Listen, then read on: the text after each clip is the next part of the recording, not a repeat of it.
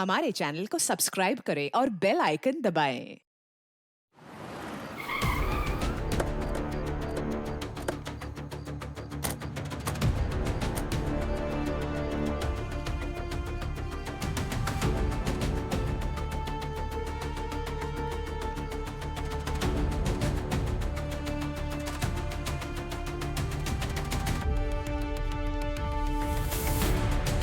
कहाँ पे?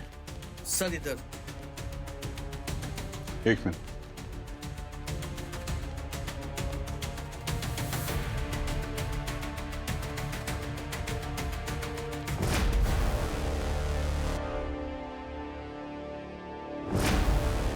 मुझे लगता है पेंट करते करते मर गया। इसकी पेंटिंग तो अमर हो गई। अब जरा इस तरफ आएंगे।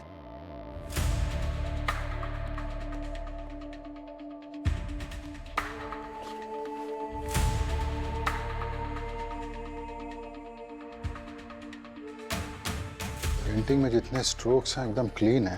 ये देख रहा है, ये आखिरी वाला अजीब सा है। मुझे लगता है कि ये इसका आखिरी स्ट्रोक था।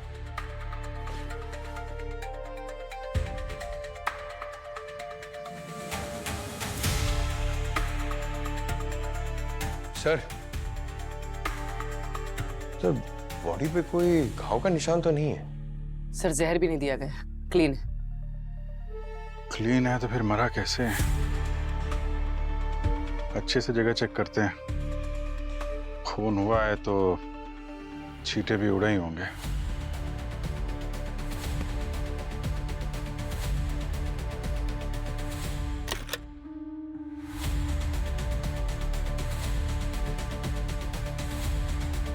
सर फोन मिला है, शायद रंजीत का। लॉक्ड है।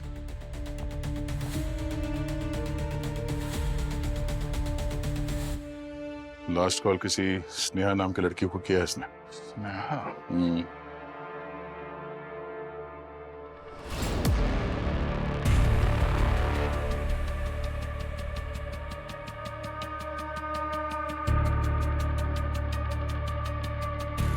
ये कप पे लिपस्टिक के निशान है। अब यहाँ पे कोई लड़की आई थी। ये स्नेहा या फिर उसकी वाइफ मालिनी भी हो सकती है।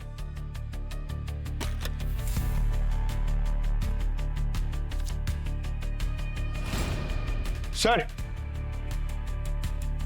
ये डायरी और ये फोटोग्राफ ये बॉक्स में मिला।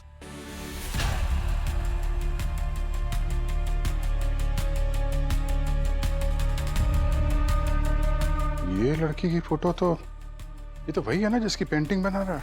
हाँ सर एकदम डिट्टो है। कॉफी मग पे लिपस्टिक का निशान, फोन पे आखिरी कॉल स्नेहा को, और फिर ये डायरी और ये लड़की की फोटो। इस लड़की का रंजीत के साथ कोई ना कोई संबंध तो जरूर है। कहीं यही स्नेहा तो नहीं? चलो जरा इसकी पत्नी मालिनी से बात करते हैं। मैं नहीं जानती ये कौन। हाँ मैं आई थी यहाँ, हमारी एनिवर्सरी थी, पर रंजीत एज यूजुअल अपनी पेंटिंग में बिजी थे। हम दोनों के बीच झगड़ा भी हुआ और उन्हें अपनी पेंटिंग कंप्लीट करनी थी, इसलिए मैं चली गई। आप चली गई थी तो फिर वापस क्यों आई? मैंने सोचा कि it's a special day, mood खराब ना करे, एटलीस्ट एनिवर्सरी के दिन साथ टाइम स्पेंड करे, बस इसीलिए आई थी सर। लेकिन जब मैं यहाँ पहुंची तो रंजीत was already gone। हाँ साहब, बहुत चीखने चिल्लाने की आवाजें आ रही थी अंदर से। सर और मैडम दोनों का दिमाग गर्म था। ये रंजीत सर का शायद किसी लड़की के साथ चक्कर था और इसीलिए मैडम बार बार धमकी देके बोल रही थी उसे भूल जाओ वरना ठीक नहीं होगा। जान से मारने की भी धमकी दी थी क्या? धमकी मतलब साहब बहुत गंदी गंदी गालियां दे रही थी। मुझे तो बोलते हुए भी शर्म आ रही साहब। तुम्हें ऐसा लगता है कि तुम्हारे मेम साहब ने ही सांप को मारा है? वो क्या है साहब, मैडम गुस्से से यहाँ से गई थी।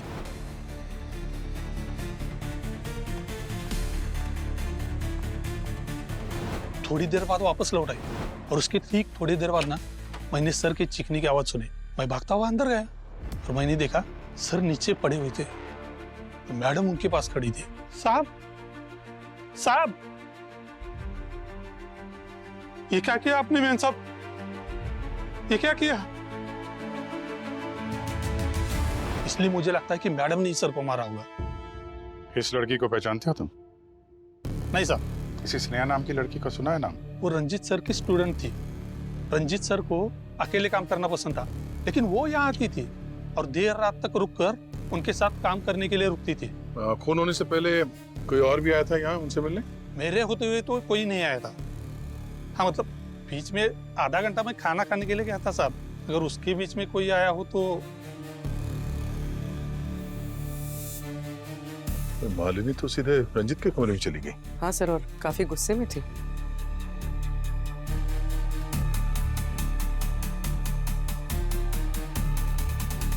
सर फॉरवर्ड कर।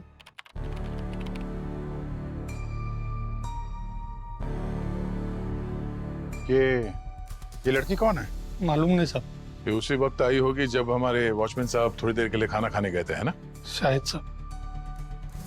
सर इसकी रेड हील्स और कपड़े काफी महंगे लग रहे हैं। वॉचमैन जब अंदर गया था उसके पहले मालिनी कितनी देर थी? सर करीब 10 मिनट। और वो जो लड़की जिसने अपना चेहरा ढक रखा था वो कितनी देर अंदर थी? सर वो 15 मिनट अंदर थी सर। 10-15 मिनट तो बहुत होता है किसी की जान लेने के लिए। दोनों के पास काफी वक्त था।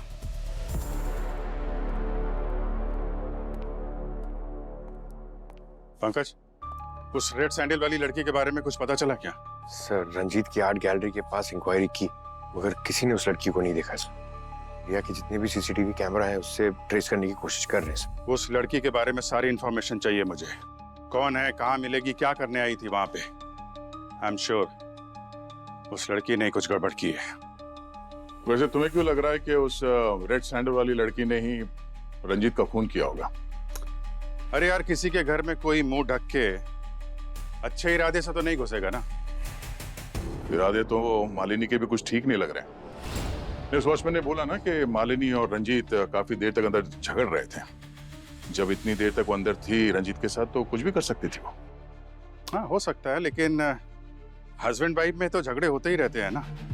इसका ये मतलब थोड़ी ना कि कोई खून कर देगा। उसका हस्बैंड मरा है यार, थोड़ी तो सिंपैथी दिखाओ।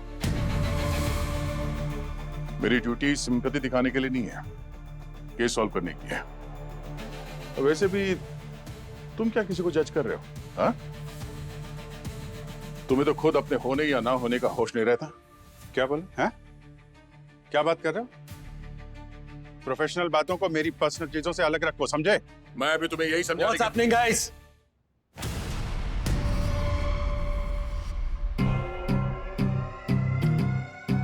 क्या हो रहा है?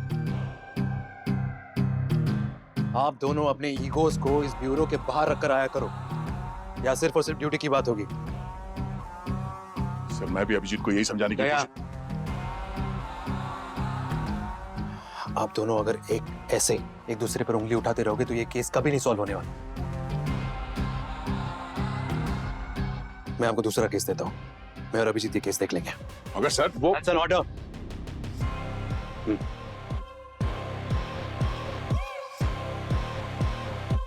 Yes sir.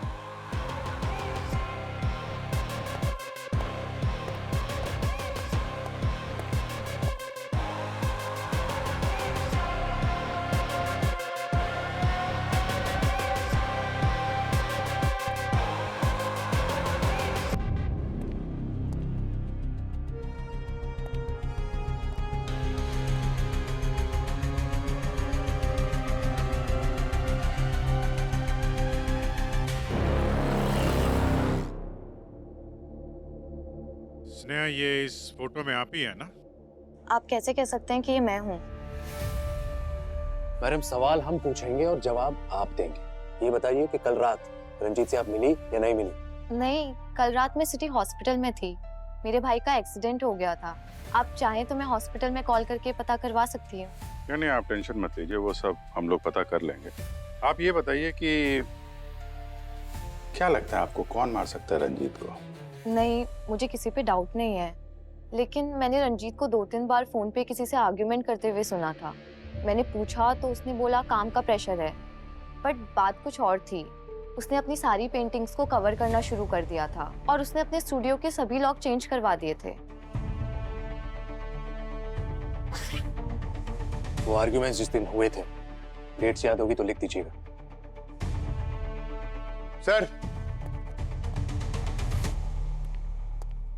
सर, वो लड़की जिसकी फोटो हमें रंजीत के स्टूडियो में मिली थी, उसका पता चल गया। उसका नाम बीजल है। बीजल रंजीत की स्टूडेंट थी और कुछ टाइम बाद उसने रंजीत के खिलाफ एक एफआईआर दर्ज की रिलेशनशिप में चीटिंग करने की। और सर, कुछ दिनों बाद उसने वो एफआईआर वापस ले ली थी और अपने पेरेंट्स के पास दिल्ली चली गई। पंकज पुरी, तुम दोनों दिल्ली के लिए निकलो फौरन, सारी इंक्वायरी करके आओ। Okay? I am sorry sir, but that's not possible. 1 महीने पहले बीजल ने सुसाइड कर ली। व्हाट? हाँ सर, लोकल पुलिस से पता किया पर सुसाइड की कोई वजह नहीं पता चली। तो उसके घर वालों से बात करने की कोशिश की? उसकी बहन से बात हुई सर। उन्होंने कहा कि बीजल और रंजीत एक रिलेशनशिप में थे, मगर जैसे ही बीजल ने शादी की बात की, रंजीत ने उसके साथ ब्रेकअप कर लिया सर। उसकी बहन बता रही थी सर कि सुसाइड से पहले बीजल को कोई कॉल आया था और उस कॉल के बाद ही वो बहुत डिस्टर्ब लग रही थी। तो वो कॉल किसका था? फोन रिकॉर्ड चेक किए? रंजीत का। रंजीत? पंकज, एक काम करो, रंजीत की डायरी में जो जो भी डेट्स लिखी है ना, पता करो उस दिन वो कहाँ पे गया था। सारी डिटेल्स निकालो। सर। झूठ मत बोलिए मालिनी जी, आपके पति के ऊपर इस बीजल ने केस किया था और आप कह रही हैं आपको कुछ पता नहीं है। देखिए, जो भी है, जैसा भी है, सच बता दीजिए, वरना हम गारंटी नहीं दे सकते आपको और कितनी रातें, कितने दिन इस ब्यूरो में बितानी होगी। हाँ सब, मैं इसे जानती थी और ये भी जानती थी कि मेरे हस्बैंड का इससे अफेयर था, पर मैंने पहले इसलिए कुछ नहीं कहा कि बिना मतलब ही पब्लिक में मेरा और रंजीत का नाम खराब होता। वैसे भी इस बीजल के कारण हमारे बीच बहुत लड़ाइयाँ होती थी, पर अब तक मैं इससे मिली भी नहीं हूँ, मैं जानती भी नहीं इसे। आप उसे जानती है या नहीं जानती है ये जरूरी नहीं है। रंजीत की मर्डर वाली रात आप उसके साथ मौजूद थी, ये जरूरी है। तो कहानी कुछ इस तरीके से बनती है कि एक वाइफ को उसके हस्बैंड के एक्स्ट्रा मैरिटल अफेयर के बारे में पता चलता है, तो उसने अपनी मैरिज एनिवर्सरी के दिन को ही अपने पति की डेथ एनिवर्सरी का दिन बना दिया। बकवास है ये। एक मामूली से वॉचमैन ने आप लोगों को ये कह दिया कि मैं रंजीत से लड़ रही थी। आप लोग तो मुझे विलेन ही बना रहे, और मैं बोल तो रही हूँ कि हमारे बीच सब कुछ सही नहीं चल रहा था। फिर ओ, आप जैसे लोगों की गेम्स में अच्छे से समझते हो कि पहले अमीर लोगों को केस में फंसाओ, मीडिया में नाम कमाओ, फिर डिपार्टमेंट में प्रमोशन, फिर साइड बाय साइड ब्लैकमेल करके अपनी जेबें गर्म करो। पर एक बात आपको बता देती हूँ कि आप सब कुछ बिगाड़ नहीं पाएंगे। मेरी पहुंच बहुत ऊपर तक है। ऐसे ऊपर की पहुंच वाले हमने बहुत देखे हैं मालिनी जी, और हमारे लिए अमीर गरीब सब बराबर होते हैं। अगर आपने रंजीत का खून किया है तो याद रखिए, खून की सजा सिर्फ फांसी होती है। इसलिए जो कुछ भी बोलिए सोच समझ के बोलिए। सर। हाँ पंकज। सर, ऐसी बहुत सारी जगह मेंशन है इस डायरी में जहां पर रंजीत जाया करता था, मगर एक पुराना बंगलो है सर, जो पहले एक आर्ट स्कूल हुआ करता था, वहां ये बार बार गया है। अभिजीत, जाइए और पता कीजिए आखिर ऐसा क्या है उस बंगले में कि रंजीत वहां बार बार जा रहा था।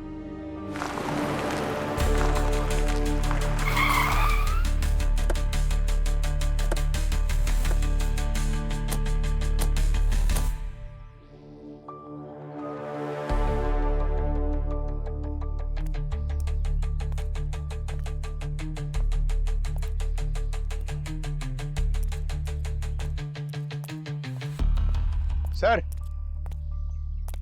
तोड़ दूं? अरे रहने दो पंकज यार, दरवाजा तोड़ने के चक्कर में कहीं तुम्हारी टांग ना टूट जाए। दरवाजा तोड़ने का काम सिर्फ दया, I mean, हर जगह ताकत काम नहीं आती है, दिमाग का भी इस्तेमाल करना पड़ता है।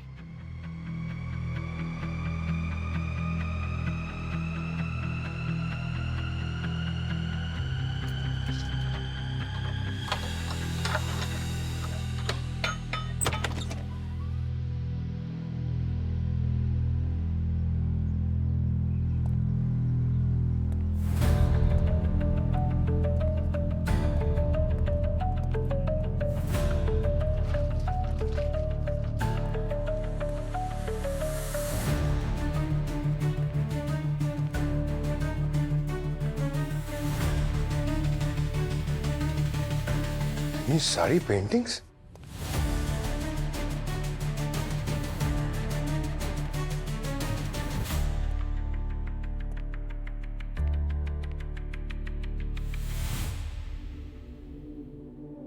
सर, इन पेंटिंग्स को देखकर लगता है बहुत महंगी है। ये रंजीत यहाँ पेंटिंग्स के चक्कर में आता था क्या? सर, इस रंजीत की मौत के पीछे जरूर कोई और एंगल है। ठीक कह रहे हो। एक काम करो, बंगलों को सील करो, पता लगाओ बंगलो किसका है, और ये सारी पेंटिंग्स उठाओ।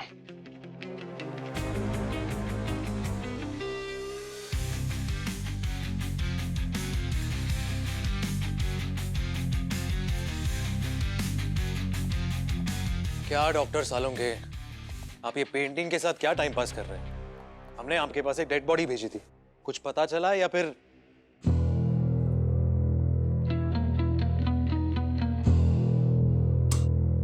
यार अभिजीत, बड़ा अजीबोगरीब केस लेके आए हो तुम यार।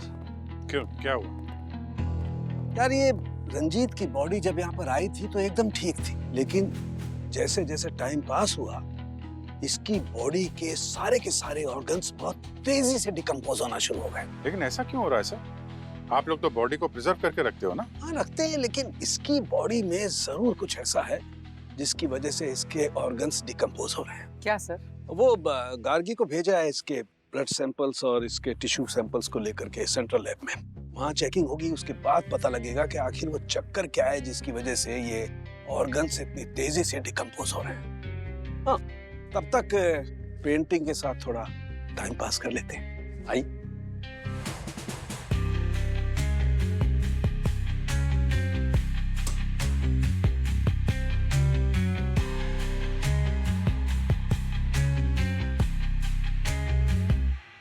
ये देखिए, पेंटिंग के साथ टाइम पास करने में मुझे क्या मिला है।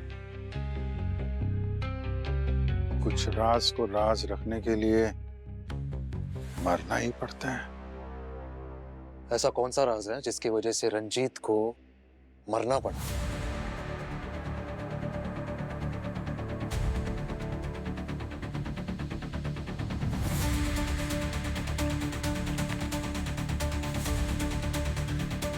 पंकज,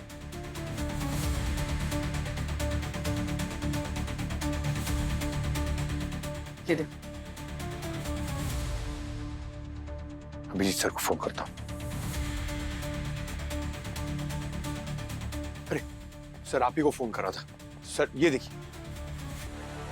सर, मैं रंजीत का बैकग्राउंड चेक कर रही थी, उसकी एक सोशल मीडिया पोस्ट मिली। पता चला है कि एक और लड़की रंजीत पे चीटिंग का एलिगेशन लगा रही थी, पर इस लड़की ने कोई एफआईआर फाइल नहीं किया था। इसका नाम आकांक्षा है। तो फिर उस सीसीटीवी में दिखने वाली शायद ये आकांक्षा ही है जो उस रात रंजीत की आर्ट गैलरी गई थी। पता लगाओ, मिलो उससे। मशहूर पेंटर रंजीत के मौत के पीछे किसका हाथ है, इसका खुलासा अभी तक हुआ नहीं, लेकिन अब जब इस केस में सीआईडी इन्वॉल्व हो चुकी है तो बहुत ही जल्द खूनी का पता लग जाएगा। लेकिन फिलहाल आप लोग हमारे साथ बने रहिए। आपके बीच आ रही है किरण, सनसनीखेज खबर का खुलासा करने, जो कि एक स्कैम है जो आपके रातों की नींद उड़ा देगी। सुनील, कभी तो मदद कर दिया करो, दिन भर बैठे बैठे सोफे तोड़ते रहते हो। नमस्कार दर्शकों, मैं आपकी किरण सेकंड्स रिपोर्ट से आपका हार्दिक स्वागत करती हूँ। सुनील कब से चिल्लाई जा रही है, पर आपको तो टीवी देखने से फुर्सत ही नहीं है। सुनील, तुम्हारी काय अभी आदमी शांति से टीवी भी देख सकता है। वो तस्वीर पेश कर सकूं। मेरी काय और इसकी आवाज तो कोयल जैसी लगती है ना तुम्हें? अरे कोई न्यूज व्यूज नहीं देखते तुम? इस कलमुही किरण को देखने के लिए टीवी ऑन करते हो। बस चले ना तो इसका तो न्यूज चैनल बंद करवा दूं मैं, और इसका गला दबा दूं।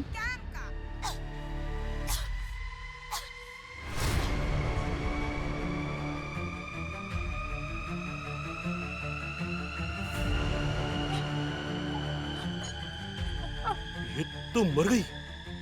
न्यूज देने वाली खुद न्यूज बन गई। गलती होगी मुझसे, मेरा गला मत दबा देना। मैं कभी न्यूज नहीं देखूंगा। एक मिनट, पीछे हटिए आप लोग। सर, यहाँ पर।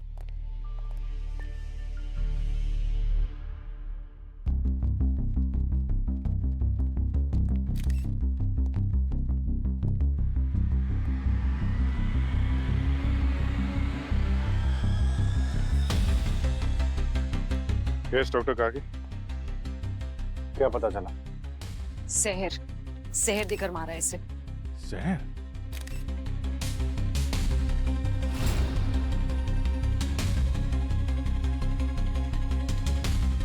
इनके नाखून देख रहे हैं सर, नीले पड़ चुके हैं और इनके होठों की चारों तरफ की स्किन सूख गई है। It's a clear case of poison.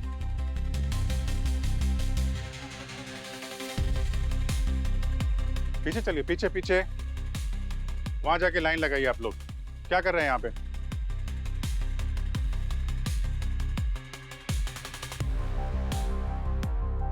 Studio को अच्छी तरीके से चेक करो। जहर यहाँ दिया गया है तो कोई ना कोई एविडेंस जरूर मिलेगा।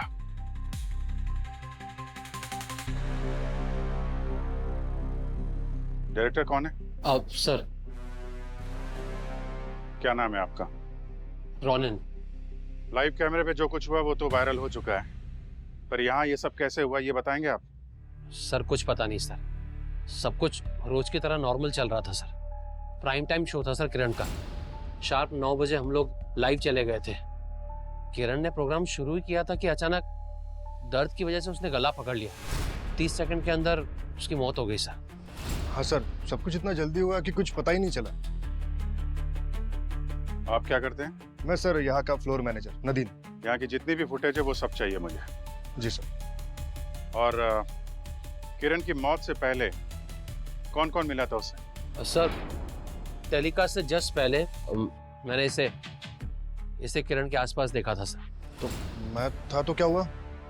सर वो यहाँ की स्टार थी, ऑफिस में जो भी आता था उससे मिलता था। पर सर आप सारे सवाल मुझे क्यों पूछ रहे? ये नैना है ना सर, आप नैना से पूछिए। सर मैंने नैना और किरण को ना एक एक को जेल करा दूंगा, छोड़ूंगा नहीं किसी को भी। कहां छिपे हो? बाहर निकलो सब। किरण को मार दिया तुम लोगों ने, बाहर निकलो। एक मिनट, छोड़ो इनको।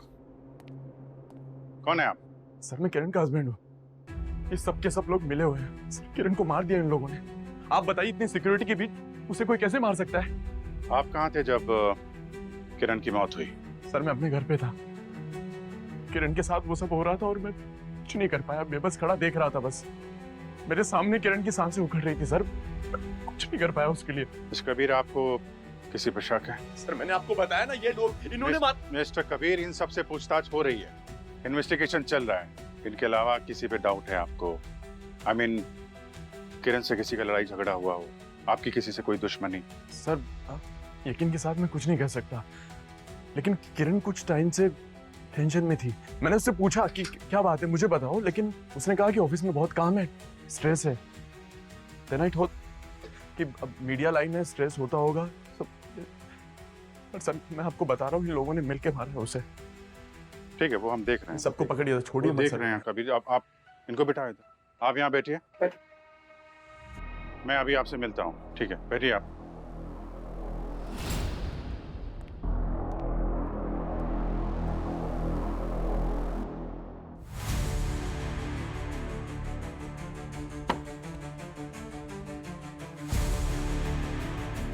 आप क्या बता रहे थे नैना के बारे में? हाँ सर, मैं ये कह रहा था कि मैंने नैना और किरण के बीच एक दिन बहुत बहस होते हुए देखी थी। क्या कह रही? किरण के साथ झगड़ा हुआ था तुम्हारा? यस मैम, मेरा और किरण मैम का आर्ग्यूमेंट हुआ था एक दिन। मैंने एक स्टोरी रेडी की थी, उन्होंने अपने नाम का क्रेडिट डालकर सबके सामने प्रेजेंट कर दिया था। तो मैंने डिसाइड किया था कि उनके उस चोरी का ऐसा स्टिंग ऑपरेशन करूंगी कि वो भी क्या याद रखेगी। सर मेरा ऐसा कुछ नहीं था, मुझे बस उनको ऑफिस में सबके सामने एक्सपोज करना था। क्या आपने स्टिंग ऑपरेशन? Yes sir. हम देख सकते हैं? Ma'am, that's not fair. वो स्कैंडल स्टोरी मेरे कई महीनों की मेहनत है। उसके इंफॉर्मेशन निकालने में मैंने कितने रिस्क उठाए हैं, और आपने झटके में मुझे मेरे ही प्रोजेक्ट से बाहर कर दिया। रिलैक्स बेबी, तुम अभी एक जूनियर रिपोर्टर हो। तुमने वो स्टोरी ब्रेक की तो लोग उसमें इंटरेस्ट नहीं दिखाएंगे ना, कोई ध्यान भी नहीं देने वाला, यानी 0 टीआरपी। लेकिन वहीं पर अगर मैंने वो स्टोरी अपनी रिसर्च बना के ब्रेक की तो मतलब it will be a blockbuster. और अगर तुम्हें इतनी ही प्रॉब्लम है तो कोई बात नहीं, मुझे बता दो, कल सुबह तुम्हारी डेस्क पर टर्मिनेशन लेटर मिल जाएगा। ओके? सर, मुझे बस मेरी स्टोरी, मेरी मेहनत का क्रेडिट चाहिए था और कुछ नहीं। बाकी इस बीच में किरण मैम का मर्डर किसने किया, आई रियली डोंट नो। किसने मारा और क्यों मारा वो सब हम पता लगा लेंगे। सर, आप मानो या ना मानो, किरण एक अच्छी औरत नहीं थी। उसने इस ऑफिस में भी सबके साथ धोखा किया था। और किसके साथ धोखा किया? रोहित के साथ। मिस्टर रोहित, आपके साथ क्या हुआ था? सर, मैं और किरण साथ मिलकर प्राइम टाइम शो चलाते थे। उसने मुझे ब्लैकमेल करके आफ्टरनून स्लॉट में पटक दिया। ब्लैकमेल तो कोई तब करता है जब किसी ने कुछ गलत काम किया हो। चुपचाप बताओ क्या किया था तुमने? मैं बोल रहा हूँ सर, और वैसे भी मैं आपसे कुछ छुपा नहीं रहा हूँ। मैंने एक बार गलती से गलत न्यूज़ चला दी थी और इस बात का पता किरण को चल गया था और उसने मेरे करियर को लेकर धमकी दी थी और इसलिए मैंने चुपचाप प्राइम स्लॉट छोड़ दिया था। मिस्टर रोहित, न्यूज़ चलाना बहुत जिम्मेदारी का काम है। आगे से ऐसी गलती ना हो तो बेहतर है। जी सर। पूरी तरह से अच्छे से चेक कर लिया सर, जहर का कहीं भी ट्रेस नहीं। अच्छा, डॉक्टर गार्गी, कुछ मिला आपको? सर, मैंने सब चेक कर लिया है बट मुझे जहर का कोई सोर्स नहीं मिला है। क्या बात कर रही हैं आप? मर्डर हुआ है तो सब कुछ ऐसे हवा में कैसे गायब हो जाएगा? सर, बॉडी को लैब लेकर जाना होगा। अब तो पोस्टमार्टम के बाद ही मैं कुछ कह सकती हूँ। ठीक है, बॉडी को फॉरेंसिक लैब भेजने का इंतजाम करते हैं हम लोग।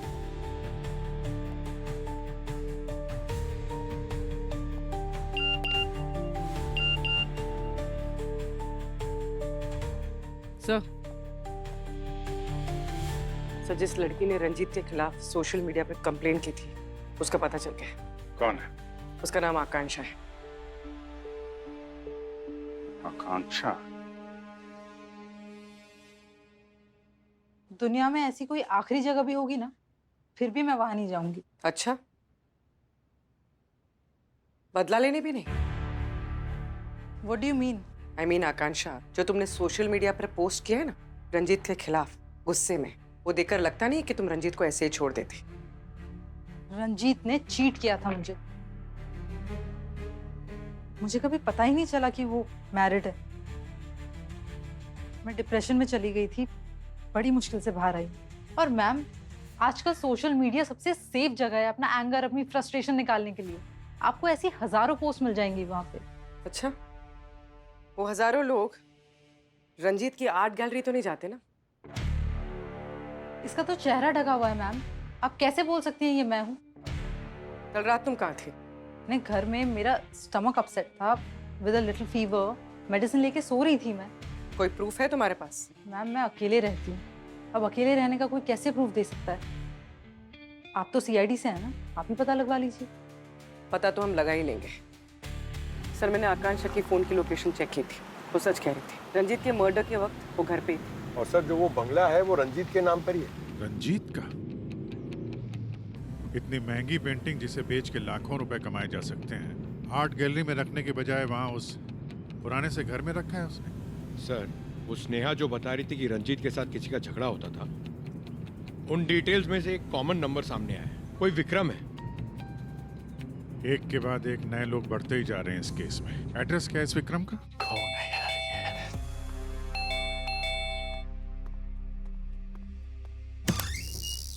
मिस्टर विक्रम।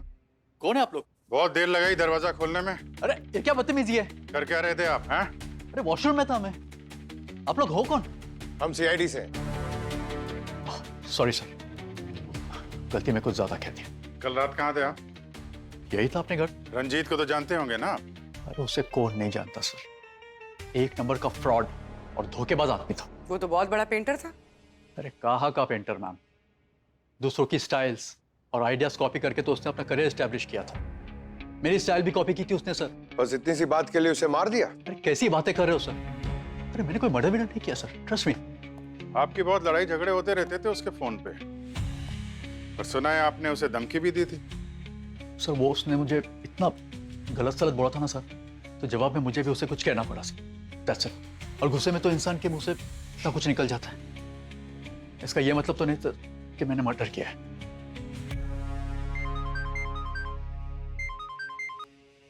हाँ सालुंके साहब। अभिजीत, सबको लेकर फौरन मेरी लैब में आ जाओ। Okay sir, sure. अरे सालुंके सर कहाँ चले गए? अरे सालुंके सर कहाँ चले गए? अरे ये पेंटिंग्स का एग्जीबिशन लगाकर कहाँ चले गए सर? अरे कोई नया धंधा खोला है क्या? क्या है? क्यों चिल्ला रहे हो पंकज? आप दिखे नहीं ना। तो घर आ जाऊं दिखने के लिए? नहीं प्लीज। सर आपने इतने अर्जेंटली क्यों बुलाया था? अर्जेंट में इसलिए बुलाया अभिजीत क्योंकि मुझे रंजीत का खूनी मिल गया है। क्या? कौन? बीजल। बीजल ने मारा है रंजीत को। ये यार क्या बात कर रहे हैं सर आप? बीजल खुद मरी हुई है, वो कैसे मारेगी? पंकज, बीजल की पेंटिंग ने मारा है रंजीत को। बीजल की पेंटिंग? सर ये हुआ कैसे? आई मीन पता कैसे चला आपको? देखो, जब गार्गी सेंट्रल लैब में उस रंजीत के ब्लड को और उसके टिश्यूज को चेक कर रही थी, रिपोर्ट चेक कर रही थी, तब मैंने इस किरण का पोस्टमार्टम किया। यू नो व्हाट, मुझे किरण के ऑर्गन्स भी वैसे ही डिकम्पोज होते हुए मिले, उतनी तेजी से जैसे रंजीत के ऑर्गन्स डिकम्पोज हो रहे थे। मतलब रंजीत और किरण की मौत एक ही जहर से हुई है? यस, साइटोनियम 47। AK-47 के बाद पहली बार ये इतना खतरनाक नाम सुना है। क्या था सर? साइटोनियम 47। वही। हाँ, बहुत ही खतरनाक जहर होता है पंकज। इनफैक्ट AK-47 से भी ज्यादा। इंसान सेकंड्स में खत्म हो जाता है। Dead। और फिर बहुत ही तेजी से उसके ऑर्गन्स भी डिकम्पोज होना शुरू हो जाते हैं। सर जहर था तो आपको बॉडी में मिला क्यों नहीं? यही इसकी खासियत है सर, ये विक्टिम्स के मरने के कुछ ही घंटों बाद डाइल्यूट हो जाता है। रंजीत के केस में भी यही हुआ था। लेकिन ये जहर इनकी बॉडीज में आया कहाँ से? मतलब रंजीत और किरण ने मरने से पहले ना तो कुछ खाया ना पिया और ना ही इनकी बॉडीज पे कोई इंजेक्शन जैसे कोई निशान है। You're right। यही बात मैं भी सोच रहा था। Same thing was troubling me also. लेकिन जब मैंने रिपोर्ट देखी तो एकदम क्लियर हो। और फिर मैं रंजीत के स्टूडियो गया और वहां से उसका सारा का सारा सामान उठा लाया। बॉस, बहुत ही स्पेशल केमिकल होता है, स्किन के जरिए भी बॉडी के अंदर जा सकता है। और रंजीत के केस में ये जहर अंदर गया है लिंसिड ऑयल के जरिए। लिंसिड ऑयल जो अधिकतर पेंटर्स अपने पेंट में इस्तेमाल करते हैं। पेंटर्स अधिकतर ब्रश के साथ साथ अपनी उंगलियों का भी इस्तेमाल कर ही लेते हैं। बस यही ट्रिक अपनाई खूनी ने रंजीत को मारने के लिए। और सर किरण की मौत कैसे हुई? उसके होठों पर लगी इस लिपस्टिक से। कैमरे पर लाइव जाने से पहले उसने यूज की होगी and that's it, game over. तो अगर ये केमिकल, मेरा मतलब जहर, ये अगर इतना ही खतरनाक है तो उसे अरेंज करना या बनाना उतना ही मुश्किल होगा। एक्चुअली ये केमिकल जितना खतरनाक है, इसे बनाना उतना ही आसान। इसे बनाने के लिए जिन केमिकल्स की, जिन कंपोनेंट्स की जरूरत पड़ती है, वो सब बहुत आसानी से मार्केट में मिल जाते हैं। कोई भी लो IQ वाला भी इंटरनेट पे देख करके इसे बना सकता है। ये रंजीत और किरण दोनों की मौत एक ही जहर से हुई है। डेफिनेटली दोनों का खूनी एक ही होगा। तो फिर पता लगाओ इन दोनों की मौत एक ही जहर से होना एक कोइंसिडेंस है या कनेक्शन।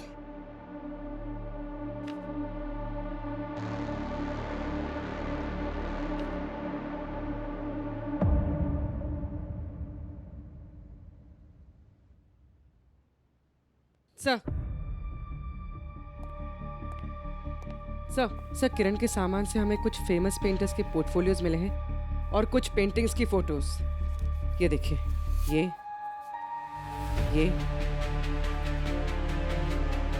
ये पेंटिंग्स,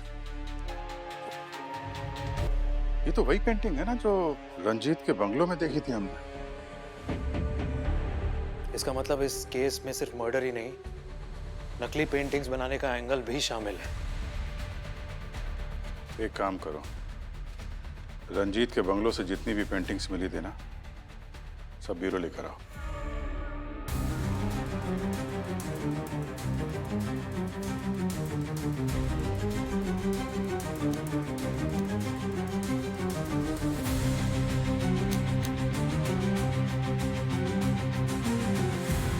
सर, हमने पता किया है इन पेंटिंग्स की ओरिजिनल कॉपी लंदन, ऑस्ट्रेलिया और साउथ अफ्रीका में।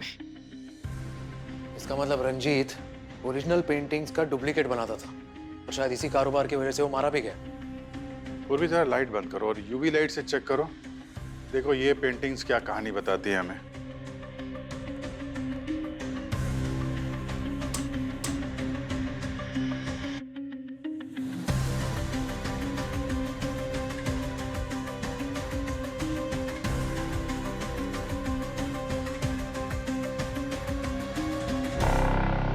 पेंटिंग्स को बेचने के लिए शायद कोड का इस्तेमाल किया होगा। पंकज जरा वो पेंटिंग चेक करो।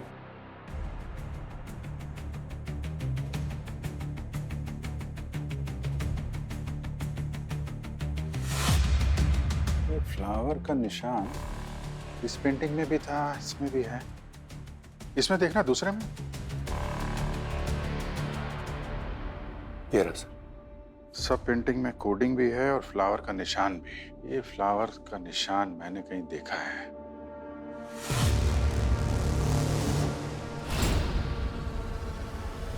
चलो मिलते हैं भाई साहब से। आपको फिर से आइए ना सर, वेलकम, प्लीज कम। आना ही पड़ा विक्रम जी, सच जो जानना था। कैसा सच? पिछली बार आपने पूरा सच नहीं बताया ना। मतलब ये कि आप नकली पेंटिंग बनाते हैं। एक बंगले से हमें आपकी बनाई हुई नकली पेंटिंग मिली है, समझे आप? आपके पास क्या सबूत है? वो पेंटिंग मेरी है, बकवास कर रहे हैं आप। क्या विक्रम जी, सच बताना है कि और खातिरदारी करवानी है आपको? हाँ?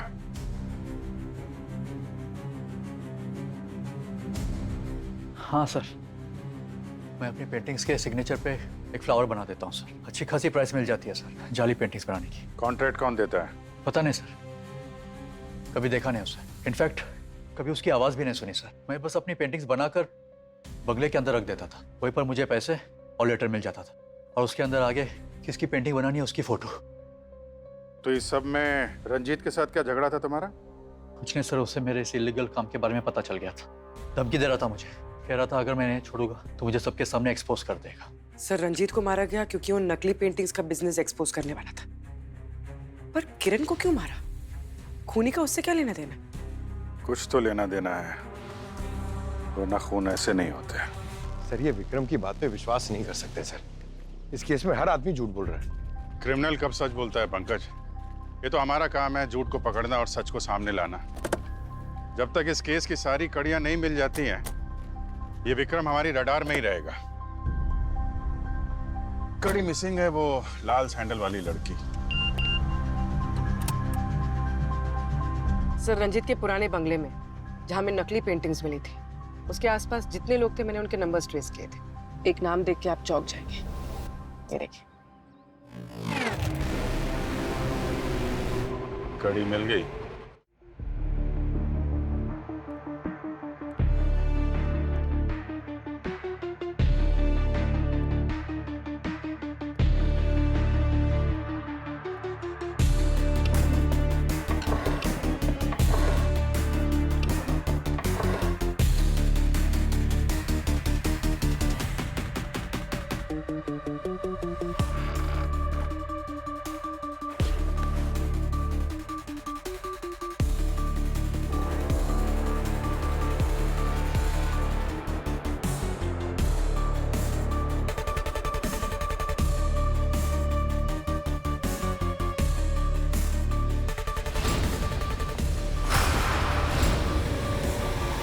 मैडम, बात को समझो।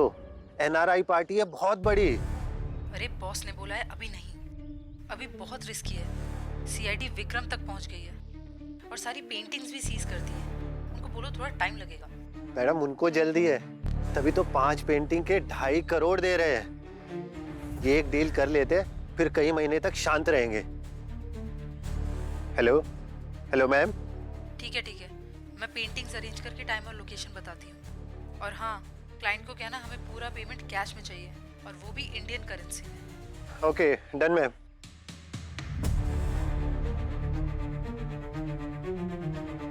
आपने जैसा बोला था कर दिया मैंने। अभी कुछ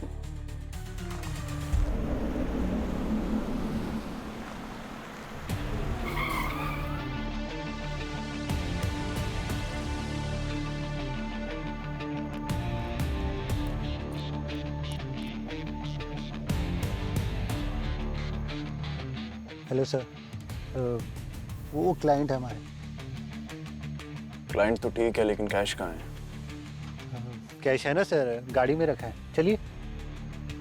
2 पेंटिंग्स लेके जाओ, बाकी कैश के बाद पीछे रखिए। Okay sir.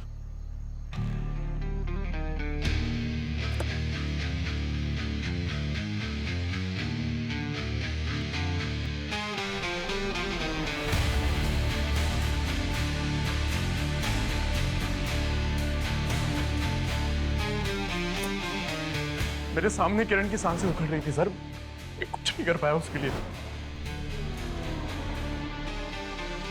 आजकल सोशल मीडिया सबसे सेफ जगह है अपना एंगर, अपनी फ्रस्ट्रेशन निकालने के लिए।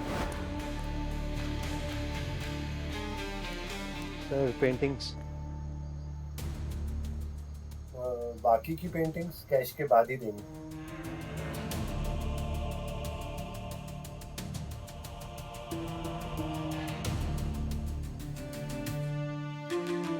कैश।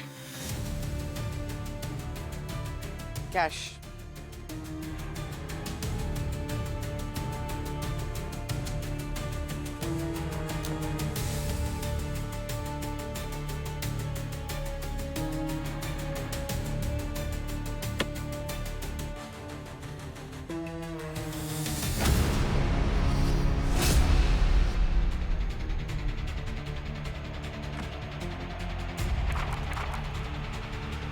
ये तो नकली नोट है।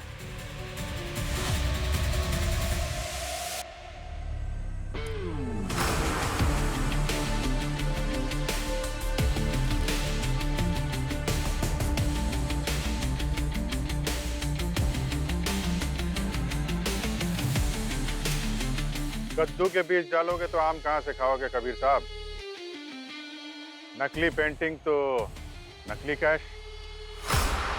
सीआईडी?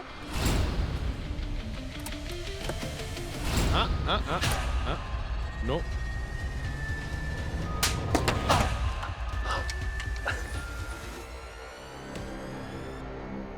रंजीत को मेरे नकली पेंटिंग्स के बिजनेस के बारे में पता लग गया था। उसने कहा कि मुझे ये बिजनेस बंद करना होगा, नहीं तो वो मुझे सबके सामने एक्सपोज कर देगा। लेकिन जब मैंने बिजनेस बंद नहीं किया तो किरण से जाके मिला ताकि मीडिया के सामने ये बात आ सके। रंजीत को मालूम नहीं था कि किरण तुम्हारी वाइफ है? नहीं सर। लेकिन किरण ने मेरी बीवी होने का पूरा फायदा उठाया था। मैंने उसे किसी से फोन पे बात करते हुए सुना था सर कि वो प्राइम टाइम पे मुझे एक्सपोज कर देगी, जेल भिजवा देगी मुझे, और फिर मुझसे डिवोर्स लेके एलिमनी के पैसे पे ऐश करेगी। सर रंजीत और किरण को रास्ते से हटाने के लिए मैंने एक प्लानिंग की, और उसके लिए मैंने आकांक्षा का साथ लिया, क्योंकि मैं आकांक्षा और रंजीत के पास्ट के बारे में अच्छी तरह से जानता था, और मैं ये भी जानता था कि ये बदला लेना जरूर चाहेगी। रंजीत जैसे चीटर को मरना ही था। आई एम ग्लैड वो मेरे हाथों मरा, इसीलिए मैंने कबीर से हाथ मिलाया। उस दिन जब मैं रंजीत से मिलने गई थी तो मैंने उसका लिंसीड ऑयल एक्सचेंज कर दिया था पॉइजन मिक्स्ड ऑयल से। और ठीक वैसे ही मैंने घर पे किरण की लिपस्टिक चेंज कर दी। अब देखो कैसे चेंज होती है तुम लोगों की लाइफ, जब जेल की काल कोठरी में जिंदगी भर सड़ोगे।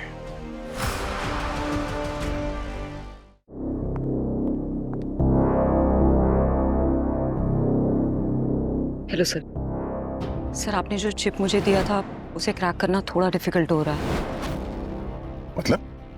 सर वो चिप हमें किसी प्रोफेशनल को देना होगा जो cyber crime related problem solve करता हो, या कोई प्रोफेशनल हैकर।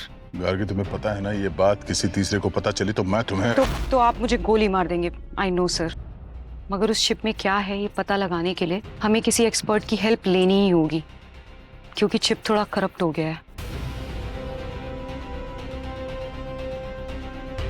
सर आपने इतना भरोसा करके मुझे ये काम सौंपा है। I will not make you regret it sir. मैं आपका भरोसा नहीं तोड़ूंगी सर।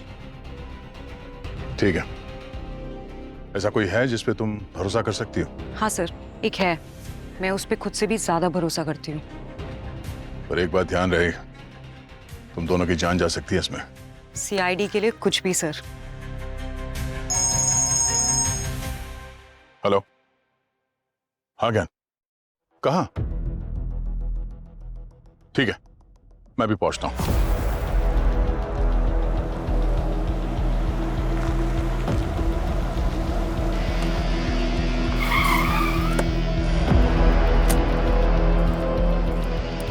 सर, माइनिंग का काम करते वक्त डाइवर्स को एक कंकाल मिला है।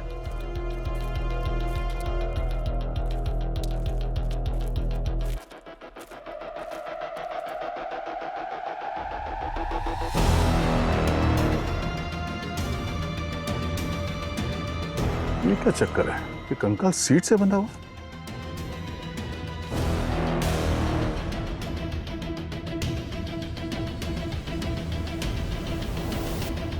कैप्टन युवराज कोई पायलट था क्या? सर, ये कंकाल डाइवर्स को झील के अंदर से मिला। ये कहाँ मिला? सर, हम एक पुरानी माइनिंग टनल को फॉलो कर रहे थे। हाँ। अभी ये कंकाल हमें मिला नीचे झील में। हमारी टीम नीचे चेक कर रही है, देखते हैं और कुछ मिलता है।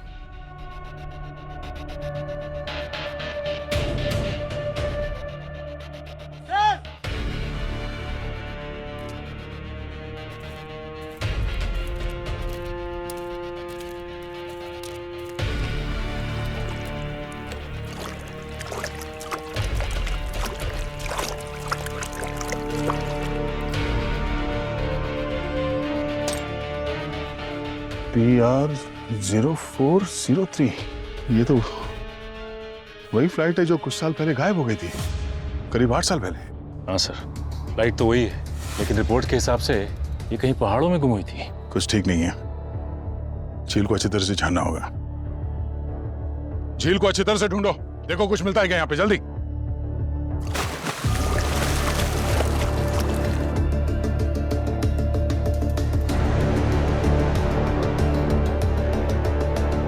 Side please, side please, please.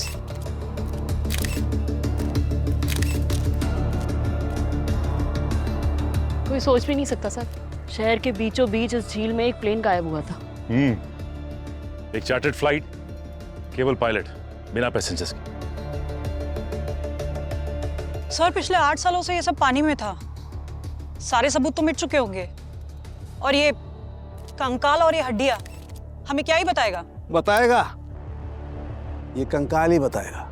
ये सिर्फ कंकाल नहीं है, ये हादसे की पूरी कुंडली है। प्लेन के सारे पार्ट्स को जमा करो, हर एक चीज को रिकॉर्ड में लो, चाहे वो छोटा सा स्क्रू ही क्यों ना हो। सर, क्या लगता है आपको, ये हादसा है या फिर कोई सोची समझी साजिश?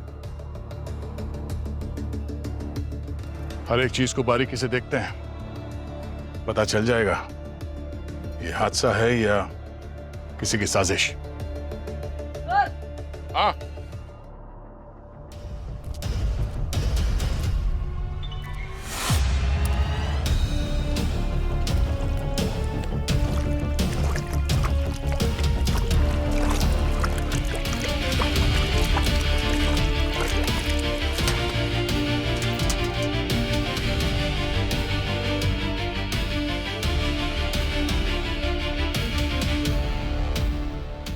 8 साल पहले खोई हुई फ्लाइट PR0403 आज सीआईडी को मिल गई है।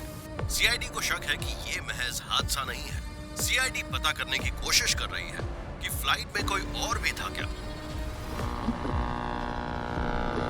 ब्रेकिंग न्यूज, पिछले 8 साल से लापता चार्टर्ड फ्लाइट PR0403 आज झील की गहराइयों से मिला। अभी सिर्फ पायलट का कंकाल मिला है, जिनकी पहचान कैप्टन युवराज के नाम से की गई है। लेकिन सबसे चौंकाने वाली बड़ी बात यह है कि किसी भी पैसेंजर का कोई निशान नहीं है। क्या ये एक एक्सीडेंट था या कुछ और? सीआईडी और फॉरेंसिक टीम ये जांच करने में जुटी हुई है। Sir, ATB flight plan database system में तो PR0403 के कोई रिकॉर्ड्स है ही नहीं। ना कोई फ्लाइट प्लान, ना डिपार्चर, ना अराइवल लॉग, कुछ भी नहीं। जैसे फ्लाइट कभी उड़ी नहीं थी। लेकिन आर्टिकल के हिसाब से तो फ्लाइट उड़ी थी 8 साल पहले और गायब भी हुई। जब कोई सबूत छुपाता है तो उसके पीछे कोई ना कोई गहरा राज छुपा हुआ होता है। जरा आर्टिकल में पता करो कि ये फ्लाइट किस कंपनी के नाम पे रजिस्टर्ड थी। जी सर। सर, विश्वा एयरलाइंस। तो मिलो इस विश्व एयरलाइन के ओनर से और पता करो इसकी क्या कहानी है जो इस आर्टिकल में छपी नहीं है। Just check them out. आप लोग? आप लोगों को यहाँ आने की परमिशन किसने दी? हम लोग सीआईडी से। फ्लाइट नंबर PR0403 जो 2017 में गायब हुई थी उसके बारे में बात करने आए। Rajesh, carry on. Okay. Hello sir, Ajit, owner of विश्वा एयरलाइंस। जी मैंने न्यूज़ में ये देखा था, लेकिन आप लोग यहाँ पर क्यों आए हैं? मिस्टर अजीत, वो फ्लाइट विश्व एयरलाइन के नाम पे ही रजिस्टर्ड थी। Let me explain sir, you are right. असल में ये फ्लाइट हमारे पास ही रजिस्टर्ड है, लेकिन उस दिन पता नहीं क्यों there was no flight logs, कुछ ट्रेल नहीं था, just disappeared from the radar. और ये चीज़ हमारे लिए it can spoil our reputation, you know. तो इसीलिए मैंने उस बात को वहीं पे रफा दफा कर दी। उसके बाद क्या हुआ? सर जो भी था मैंने सारी कुछ चीज़ें पुलिस स्टेशन में बता दी है, लेकिन आई थिंक उस पायलट की बेटी ने वहाँ पे काफ़ी हंगामा खड़ा कर दिया, इसीलिए तो सब कुछ छप गया न्यूज़ में। हंगामा किया? उस लड़की का बाप उड़ते उड़ते गायब हुआ है। ट्रस्ट मी सर, जब युवराज की बेटी ने केस फाइल किया, we tried to have a proper search, लेकिन हमें कुछ नहीं मिला। It was almost like the flight never existed. Really? और वही प्लेन अब हमें झील में से मिला है, युवराज की लाश के साथ। और बिना फ्लाइट प्लान के कोई पायलट ये प्लेन कैसे उड़ा सकता है?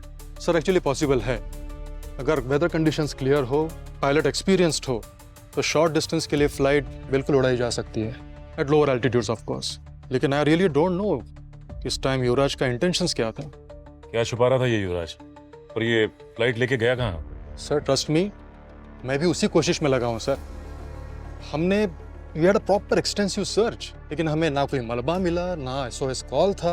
थोड़ी देर के लिए बस फ्लाइट रडार पे था, लेकिन बाद में it just vanished as if it never existed.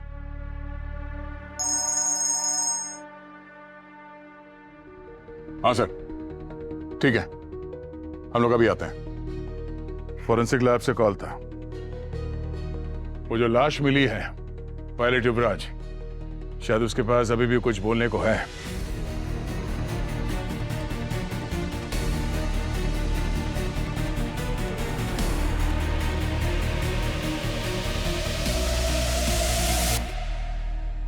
इसके इस कंकाल में किसी तरीके की कोई चोट का निशान नहीं है। तो सालुंके साहब, फिर इसकी मौत हुई कैसे? पानी में डूबने से? नहीं, इसके फेफड़ों में पानी नहीं था, इसका मतलब ये पानी में डूब कर नहीं मरा है। इनफैक्ट जहाज के पानी में डूबने से पहले ही इस पायलट की मौत हो चुकी थी। मतलब क्रैश से पहले ही मौत हो चुकी थी? बिल्कुल। न किसी तरीके का कोई संघर्ष का निशान है, न कोई कार्डियक अरेस्ट है, न कोई केमिकल रिएक्शन है, कुछ भी नहीं है। ऐसा लगता है जैसे ये आदमी बस मर गया, बिना किसी दर्द के, बिना किसी आवाज के। सालुंके सर, एक बात बताइए, सिर्फ एक कंकाल से आपको इतना कुछ कैसे पता चल गया? अवनी, हड्डियों से बहुत कुछ पता चल सकता है। इनफैक्ट हड्डियां कभी कभी इंसान से भी ज्यादा बोलती हैं। किसी किस्म का कोई पुराना फ्रैक्चर हो, किसी तरीके की कोई हड्डियों की चोट हो, कोई केमिकल रिएक्शन हो, कोई भी न्यूरोटिक प्रॉब्लम हो, कार्डियक अरेस्ट हो, कुछ भी, हड्डियों में सब कुछ जमा रहता है। बस सिर्फ उनसे पूछने वाला चाहिए।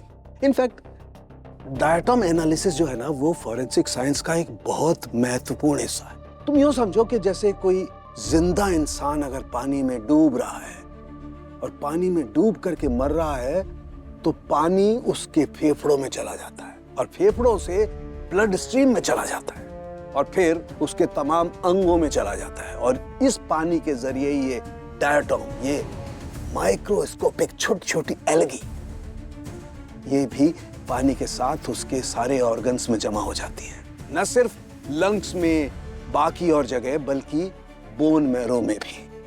और जब मैंने इसका बोन मैरो टेस्ट किया तो उसमें ऐसा कुछ भी नहीं था, ये डायटम नहीं थे। इसका मतलब साफ है, ये आदमी पानी में डूब कर नहीं मरा है, पानी में डूबने से पहले ही मर चुका है।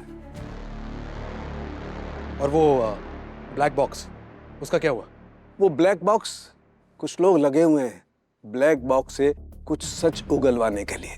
ग्रेट मशीन, शायद वो सच बोल जाए जो इंसान छुपा गया।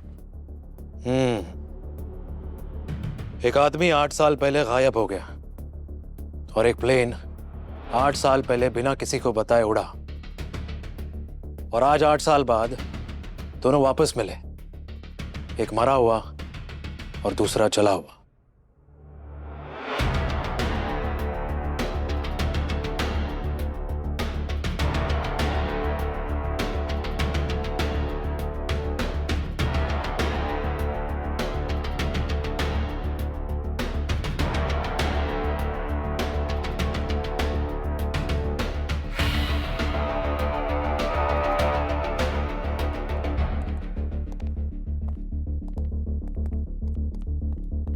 सर एक ऑडियो फाइल रिकवर हुई है इस ब्लैक बॉक्स से। सर प्लेन क्रैश होने से कुछ मिनट्स पहले की रिकॉर्डिंग है, सुनिए सर। मुझे भी चाहिए हाफ। क्या हो रहा है मुझे? क्या हो रहा है मुझे?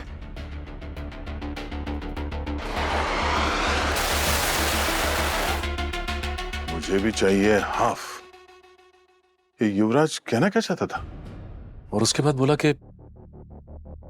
ये क्या हो रहा है, जैसे वहां कुछ हुआ हो, उसने कुछ देखा हो या महसूस किया हो। सर शायद हो सकता है यूएफओ देख लिया होगा। सही सर। क्या कोई और भी था उस प्लेन पे? कोई तो था जरूर, वरना ये पायलट हवा में खुद से बातें नहीं करेगा। मतलब कोई पैसेंजर था, एक या हो सकता है एक से ज्यादा। हमें उस हैंगर में जाना चाहिए जहां से ये फ्लाइट उड़ी थी। शायद किसी ने कुछ देखा होगा, किसी का चेहरा, कोई पैसेंजर या कोई टूरिस्ट, या कोई ऐसा जो कभी नहीं चाहता था कि ये फ्लाइट वापस आ जाए।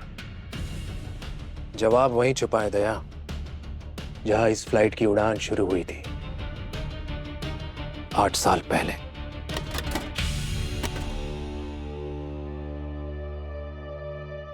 तूने कहा था वो फ्लाइट कभी नहीं मिल पाएगी। अब सीआईडी मेरे दरवाजे तक आ जाएगी।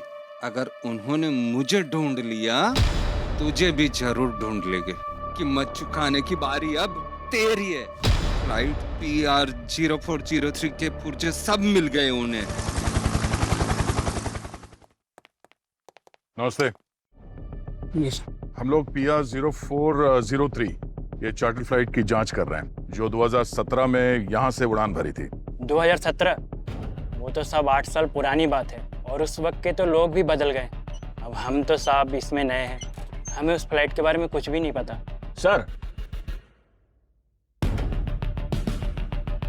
सर अगर आपको 2017 के बारे में कोई भी जानकारी चाहिए तो रमेश से मिलिए। रमेश? हाँ सर, उस जमाने में हर प्लेन में उसने ऑयल भरा है और हर प्लेन की नस नस पहचानता था वो। वही आपको सब कुछ बता सकता है। कहाँ मिलेगा रमेश?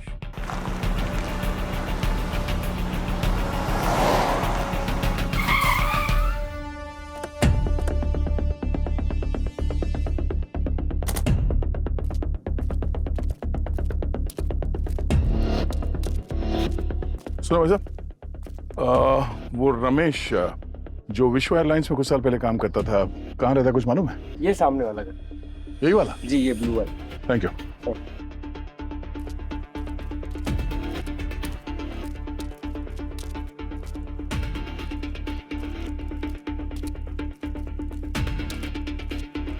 कृतिका, Yes. पूछो जरा।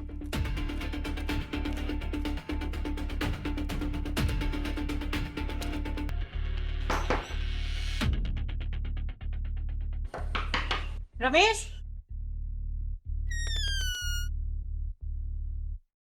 हाँ मैडम, मैं ही रमेश हूँ।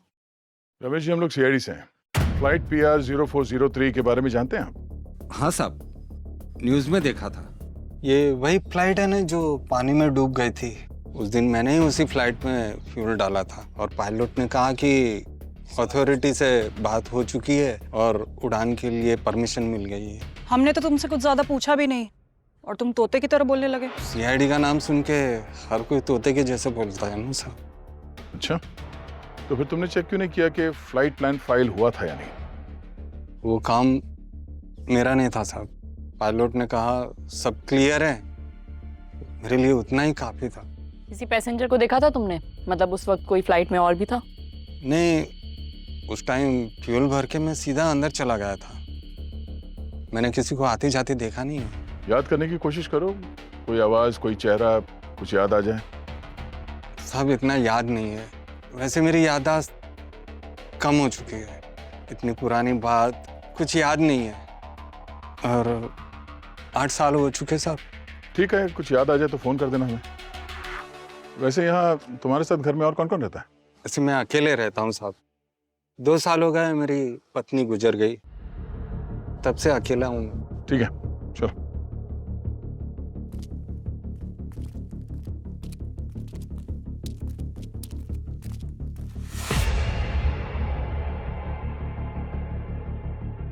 ये हमसे कुछ छुपा रहा है।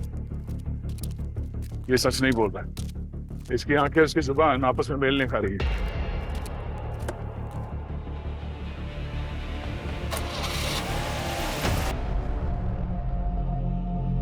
इतना अर्जेंट क्यों बुलाया? कुछ मिला उस शिप से? ऑफ कोर्स दीदी, वरना क्यों बुलाता? वैसे मेरी कॉफी कहाँ है? पहले काम तेरे नाम। कंजूस। किसी को कुछ बताया तो नहीं? अरे यार, गोली मार दूंगी। मजाक कर रहा हूँ यार। ऐसे भी आप डॉक्टर हो, आपका काम मारना नहीं, बचाना है। पहले मारूंगी, उसके बाद पोस्टमार्टम के टाइम गोली निकाल दूंगी। मरे मेरे दुश्मन दीदी। ये सुनो,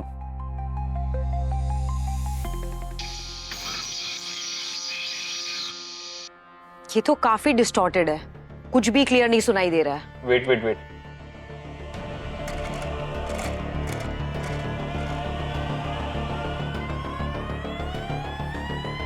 बारबोसा।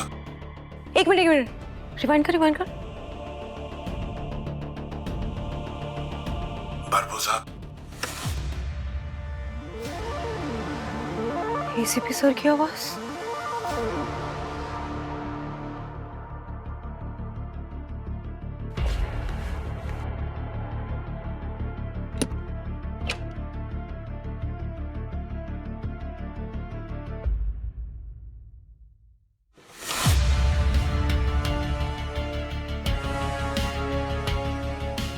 सोच रहा होगा सीआईडी को झूठ बोल के बच गया।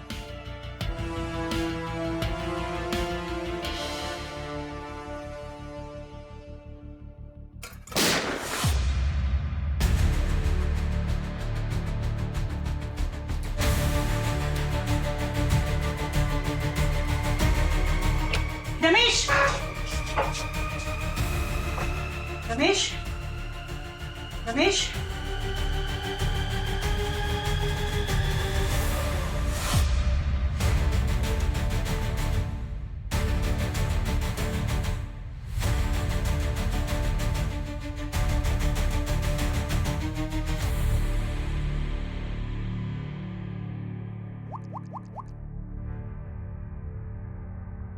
हेलो हेलो सर, रमेश को किसी ने गोली मार दी है। क्या?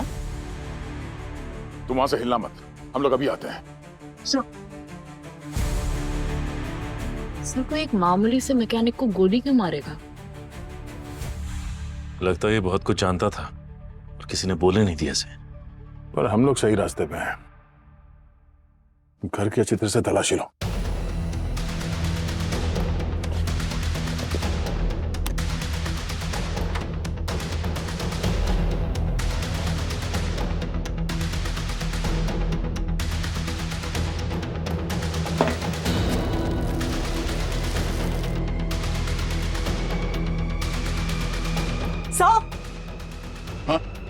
सर एक फोन मिला है चावल के डब्बे में, शायद रमेश का हो। चावल के डब्बे में?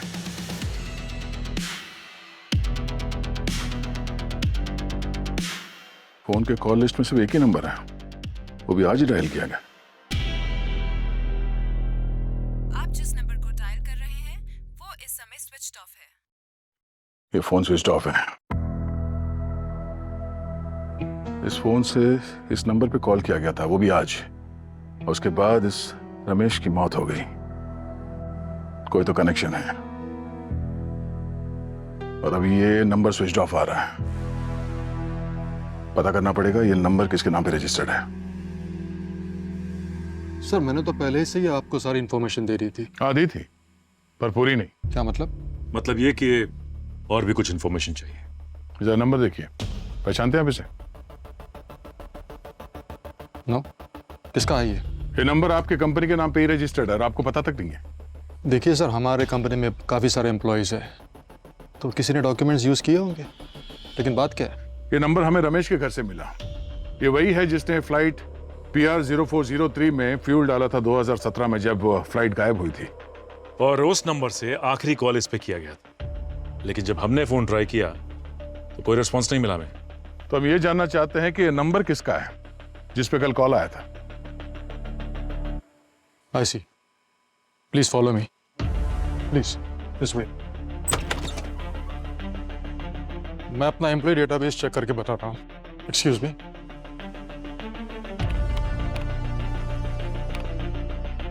ये तो किसी राजन के नाम पे रजिस्टर्ड है।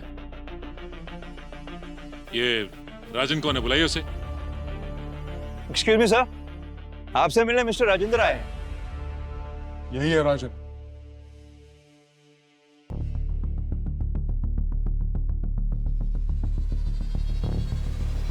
राजन,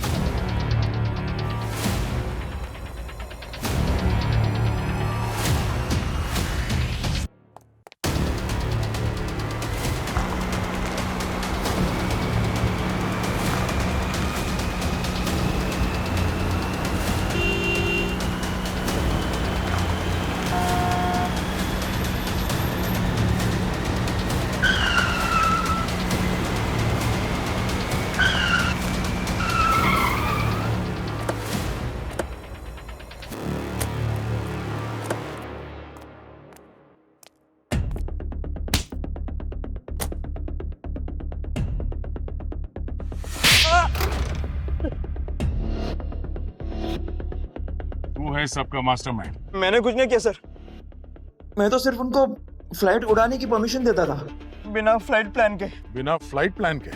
हाँ? किसके कहने पे किया तूने ये सब? पैसे अच्छे मिलते थे। अच्छे पैसे मिलते थे? अरे यही तो पूछ रहे हैं, नाम बता उसका, किसने दिए थे? वो लोग बहुत पावरफुल है सर। उसकी चिंता तू मत कर, तू उनका नाम बता, नहीं तो ऐसी जगह पहुंचा देंगे तू अपना नाम भूल जाएगा, समझा? बोल। आप लोग मेरी सुरक्षा की गारंटी लेते हो क्या? हाँ बोल।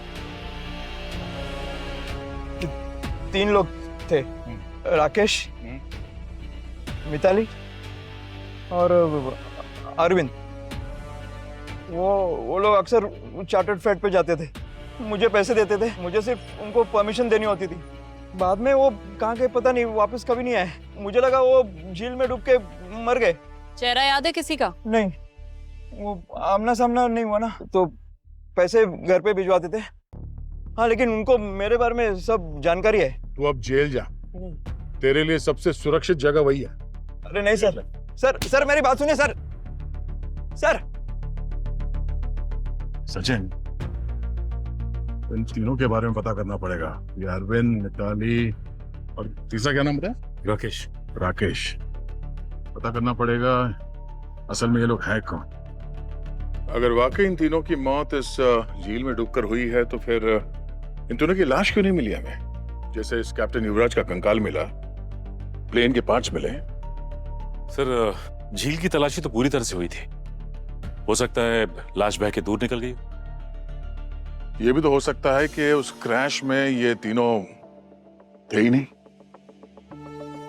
या फिर ये पूरा डूबने वाला प्लान जानबूझकर रचा गया हो, जिसमें युवराज को अपनी जान गंवानी पड़ी और बाकी तीनों पैराशूट के बदौलत कहीं और लैंड कर गए। सर, शायद युवराज ही वो कड़ी है जो हमें इन तीनों से जोड़ सकती है। हो सकता है युवराज की बेटी कुछ बता दे हमें, उससे बात करते हैं। और अगर ये युवराज इन लोगों के साथ मिला था तो हो सकता है उसने अपनी बेटी को कुछ तो बताया ही होगा। अवनी, ये पैराशूट वाला एंगल भी फाइंड आउट करना, शायद कोई लीड मिल जाए यहां से। शालिनी जी, आप राकेश, मिताली और अरविंद को जानती हैं? नहीं सर, कौन है ये लोग? कभी नाम भी नहीं सुना? नहीं। ये तीनों वही हैं जो उसी चार्टर्ड फ्लाइट में PR 0403 में ट्रैवल किया करते थे, जिसके पायलट आपके पापा थे। ओके। हमें शक है ये तीनों किसी इलीगल एक्टिविटी में इन्वॉल्व थे और शायद आपके पापा भी उनसे जुड़े हुए थे। व्हाट? आप जानते भी हैं कि आप क्या कह रहे हैं? सर, मेरे पापा एक बहुत ही डिसिप्लिन्ड ऑफिसर थे। उन्होंने 20 साल तक फ्लाइंग की है, हर नियम का पालन किया है, सारे रूल्स को फॉलो किया है। अच्छा, हर रूल फॉलो करते थे, तो बिना फ्लाइट प्लान के वो प्लेन कैसे ले गए? वो बिना फ्लाइट प्लान फाइल करे कभी उड़ान भर ही नहीं सकते। सर, आपके कहने के हिसाब से उस दिन के, यानी कि 8 साल पुराने सारे सैटेलाइट फुटेज मंगा लिए हैं सर। सर, उस समय ज्यादा सैटेलाइट्स नहीं थे, लेकिन हाँ, मौसम विभाग की सैटेलाइट थी। तो हमने थर्मल और इंफ्रारेड इमेजिंग डेटा चेक किया। ओके, और क्या पता चला? सर क्रैश से कुछ सेकंड पहले 3 हीट सिग्नेचर इंसानी आकार के प्लेन से अलग होते हुए देखे गए। मतलब 3 लोग प्लेन से कूदे, पैराशूट से? बिल्कुल सर। और सर वो सीधे जंगल की तरफ लैंड हुए हैं, जो कि झील से थोड़ा दूर था। तो ये तीनों प्लेन में मरने के लिए नहीं, प्लेन से बचने के लिए प्लेन में थे। हाँ सर, ये प्लेन क्रैश तो सिर्फ एक बहाना था। इनका असली मकसद तो गायब होना था। और वो पायलट बलि का बकरा बन गया। Good job guys. Thank you so much sir. Sir एक बात और, जंगल के आसपास के सभी लोगों से हमने पूछताछ की। उनका कहना था कि लोकल पुलिस को उस दिन कुछ मिला था, यानी कि 8 साल पहले। जैसे सर जला हुआ सैटेलाइट फोन और कुछ जले हुए पैराशूट्स। ये फोन उस वक्त उन लोगों को इतना काम तो नहीं आया होगा, टेक्नोलॉजी इतनी एडवांस नहीं थी। हाँ सर, लेकिन उन लोगों ने सारे सबूत संभाल के रखे थे। Then it's good for us. हाँ? अब नहीं, फिगर आउट करो, शायद कुछ क्लू इसमें मिल जाए। Come on, fast. सर मेरे पापा कभी किसी क्रिमिनल के साथ जुड़ ही नहीं सकते। फ्लाइट से पहले वो बता रहे थे कि सब कुछ अजीब सा है, क्लाइंट नए हैं, अगर कुछ हो जाए तो पैसेंजर लिस्ट जरूर चेक करना। वो खुद डरे हुए थे सर, और आप कह रहे कि वो इन सब में शामिल थे। सर प्लीज मेरे पापा के नाम के साथ कोई कलंक मत जुड़ने दीजिए। उनके साथ क्या हुआ है ये सच सबको पता चलने दीजिए प्लीज। हम भी वही जानना चाहते हैं शालिनी जी, सच। सर मिल गया। क्या मिला? सर एक नंबर रिकवर हुआ है। सैटेलाइट फोन से इस नंबर पर आखिरी कॉल किया गया था, और सर डेट उसी दिन की है जिस दिन प्लेन क्रैश हुआ। हो सकता है ये नंबर वही हो जो हमें सारा सच बताए। फिगर आउट करो ये नंबर में क्या है। Yes sir. ये नंबर तो किसी प्राइवेट क्लिनिक के नाम पर रजिस्टर्ड है, और क्लिनिक का नाम है जनसेवा क्लिनिक। शहर के बाहर आउटस्कर्ट्स में है सर ये। सर इस क्लिनिक की हिस्ट्री अच्छी नहीं है। क्या मतलब? सर यहाँ पर रेड भी हुई है। किस तरह की रेड? इलीगल दवाइयाँ, नकली आईडी पर ट्रीटमेंट, और सर बिना लाइसेंस के सर्जरीज भी हुई है यहाँ पर। तो फिर ये शेडी सेटअप है। हो सकता है ये तीनों का हाइड आउट प्लेस हो क्रैश के बाद। हो सकता है सर। परफेक्ट जगह चुनिए क्राइम करने के लिए और उस पर पर्दा डालने के लिए।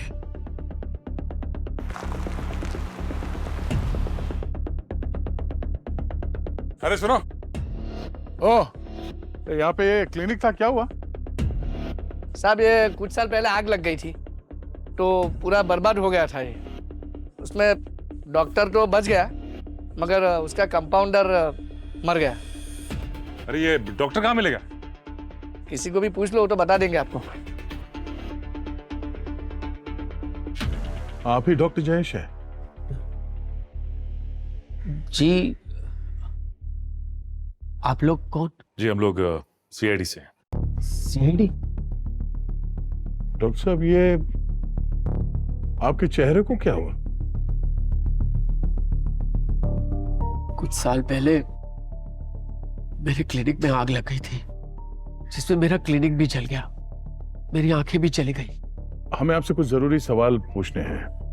पूछिए। अगर आपको याद हो तो एक चार्टर्ड फ्लाइट गायब हो गई थी 2017 में। उस चार्टर्ड फ्लाइट में कुछ पैसेंजर्स थे जो हमें शक है कि वो जिंदा है। तो 8 साल पहले इन लोगों ने आपके क्लिनिक में कॉल किया था फ्लाइट के गायब होने से पहले। आपको कुछ याद है, कुछ बता सकते हैं? मैं कैसे भूल सकता हूँ उन लोगों को। उन्होंने ही मेरे क्लिनिक में आग लगाई थी, सब कुछ बर्बाद कर दिया था मेरा। वैसे डॉक्टर साहब बुरे काम तो आपने भी बहुत सारे किए हैं, और बुरे काम का नतीजा हमेशा ही बुरा होता है। आपने भी इलीगल सर्जरीज की हैं। मैं जानता हूं, ये सब मेरे बुरे कर्मों का ही फल है। कौन थे वो लोग? कितने लोग थे और आए किस लिए थे? सब वो 3 लोग थे। मैंने प्लास्टिक सर्जरी करके उनका चेहरा बदल दिया था। इनमें से किसी का हुलिया बता सकते हैं? कुछ भी याद है आपको?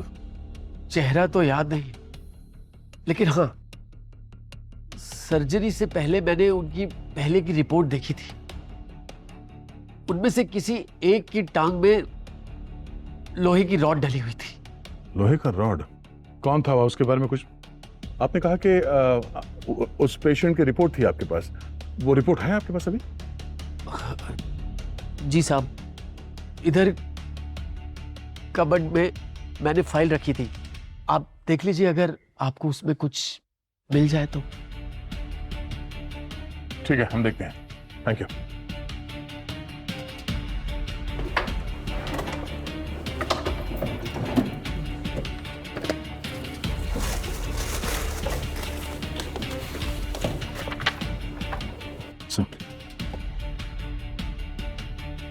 ये देखिए सर, इस एक्सरे में पैर में डला हुआ रॉड दिख रहा है और ये सीरियल नंबर भी है।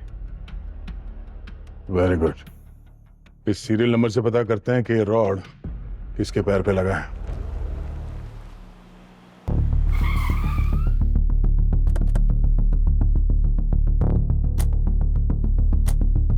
सर यही है अरविंद का घर।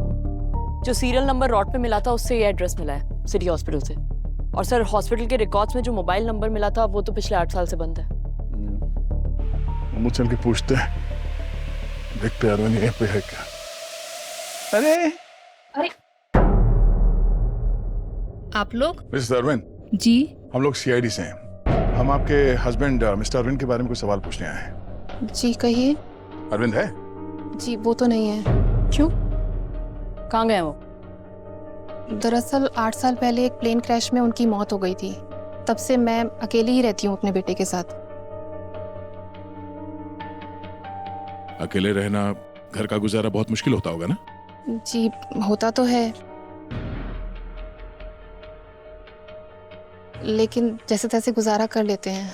ठीक है, हम लोग फिलहाल चलते हैं। कुछ सवाल पूछने हो तो हम फिर आपसे कांटेक्ट करेंगे, ठीक है? जी सर। Thank you.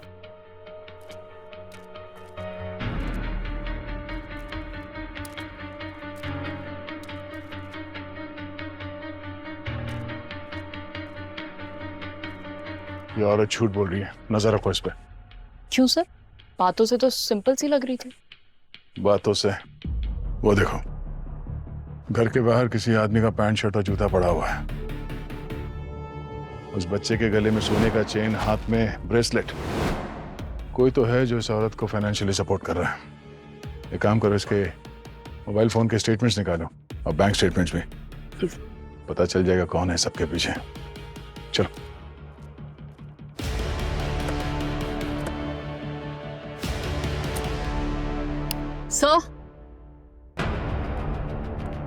सर मैंने मिसेस अरविंद का फोन ट्रैकिंग पे लगाया था।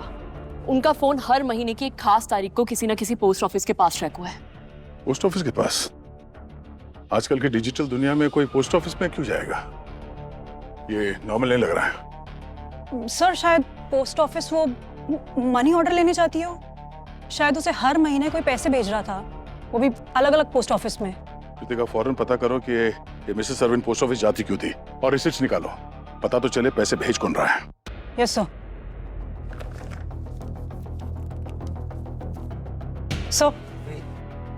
सर पोस्ट ऑफिस वालों ने बताया है कि मिसेस अरविंद हर महीने एक फिक्स्ड अमाउंट का मनी ऑर्डर लेती थी, अरमान एक्सपोर्ट्स के नाम से। अरमान एक्सपोर्ट्स? अरमान एक्सपोर्ट्स? इस कंपनी का इतिहास निकालते हैं सर। अभी जी सर।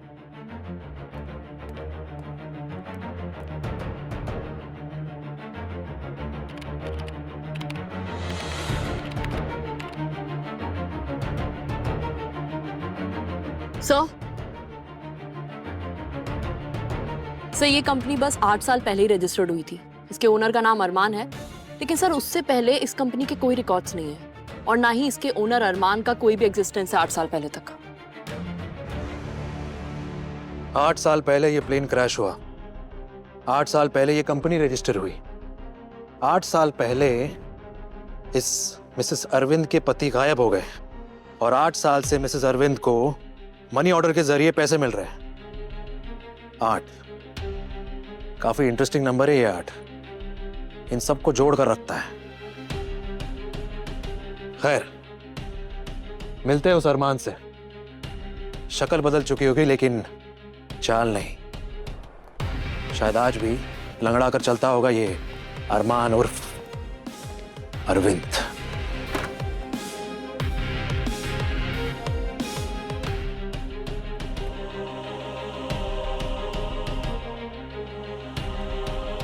कौन है आप लोग और ये क्या हो रहा है? अरमान, हम लोग सीआईडी से हैं। आपसे कुछ सवाल पूछने थे। सीआईडी? मगर मैंने क्या किया? 2017 में एक चार्टर्ड फ्लाइट गायब हुई थी, याद है अरमान? उसमें आप पैसेंजर थे, है ना? क्या बकवास कर रहे हो? मैंने कभी कोई चार्टर फ्लाइट में ट्रेवल नहीं किया है। हाँ। झूठ बोलने की कोई जरूरत नहीं, सारे सबूत हैं हमारे पास। लेकिन हाँ, अगर सच बोलोगे ना तो सजा थोड़ी कम हो जाएगी तुम्हारी, समझे?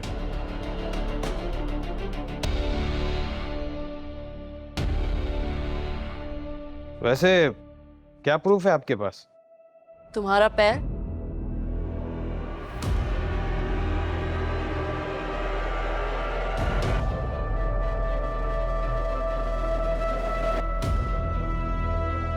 तुम्हारे पैर में जो ये लोहे की रॉड है, यही सबूत है। यही तुम्हारी पहचान बन चुका है। चेहरा और नाम छुपाने से कुछ नहीं होता।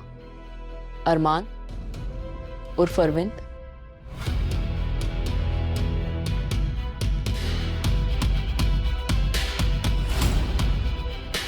और कोई सबूत चाहिए या तुम्हारे दूसरी टांग की मरम्मत कर दूं? हाँ, अब जल्दी से बता, बाकी के दो कौन थे और अभी कहाँ हैं?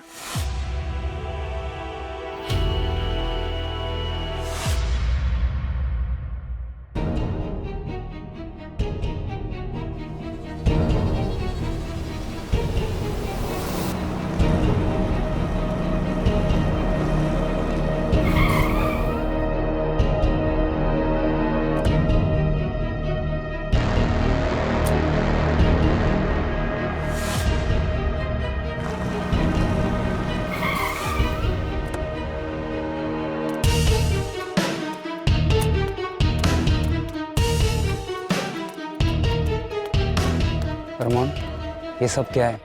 This better be worth it. हमें यहाँ बुलाने का क्या मतलब है? फोन पे बात हो सकती थी ना। और हमने डिसाइड किया था ना कि नहीं मिलेंगे। बात ही कुछ ऐसी थी, इसलिए बुलाना पड़ा।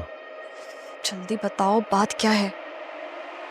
बात यह है कि तुम लोगों का चूहे बिल्ली का खेल खत्म हो गया है।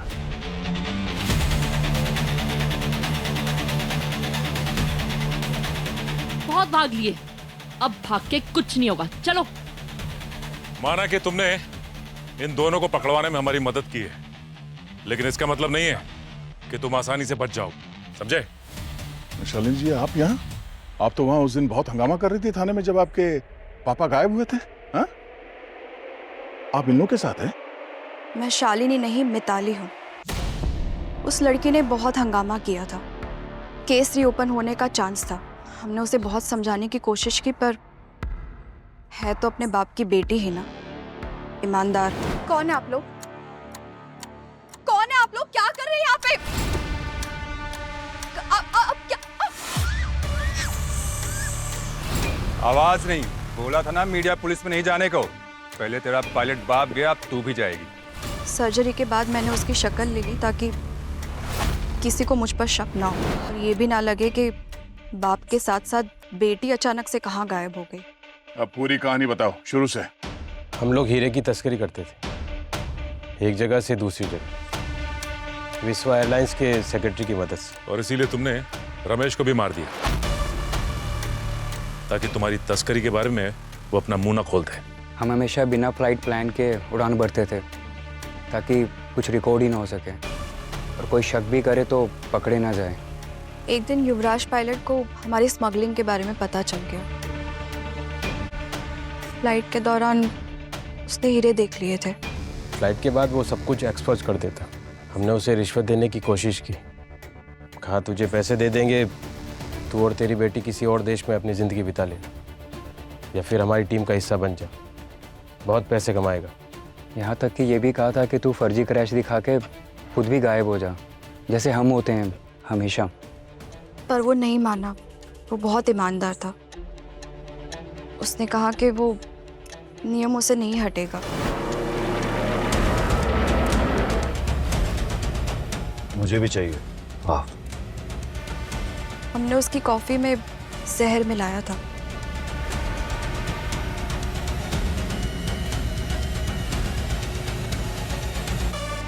जैसे ही उसने कॉफ़ी पी उसका इफेक्ट होने लगा।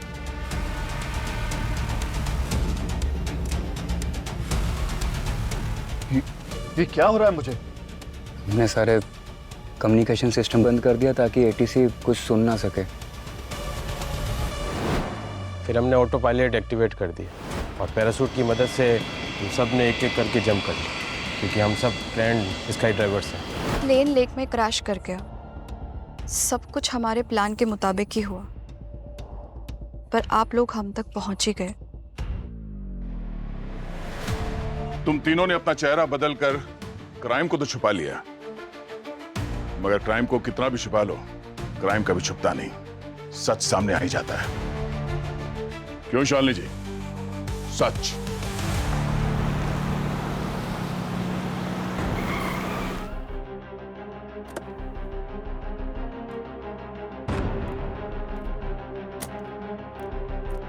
हाँ कर गई, कुछ पता चला? हाँ सर, कुछ मिला है, एक ऑडियो फाइल। दिखाओ।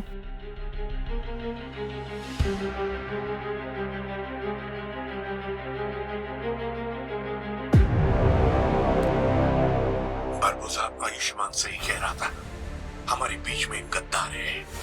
बारबो साहब तुम जीत गए, तुमने मेरी टीम को, मेरी फैमिली को तोड़ दिया। अब मेरी टीम में कोई एक दूसरे पर विश्वास नहीं करेगा, एक दूसरे से लड़ेंगे और शायद मर भी जाएंगे। सर